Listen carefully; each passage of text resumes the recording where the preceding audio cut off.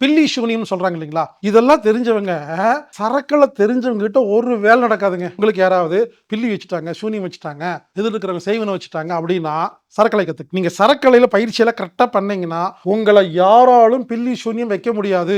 இப்ப நீங்க உங்க ஆபீஸ்ல வேலை செய்யறவங்க கிட்ட, இல்ல அம்மாட்ட, பசங்க கிட்ட, மாணவர்கிட்ட சொல்றீங்க, செய்ய மாட்டேங்கிறாங்க. ஏன் செய்ய மாட்டேங்கிறாங்கன்னா நீங்க நாடி தப்பா சொல்லிட்டு இருக்கீங்க. அப்போ உங்களுக்கு எந்த நாடி ஓடணும், நீங்க உங்க யார்கிட்டயும் பேசுறீங்கல்ல, அவங்க எந்த டைரக்ஷன்ல ரைட்லயா லெஃப்ட்லயா நிக்கணும் அப்படி கணக்கு இருக்குதுங்க.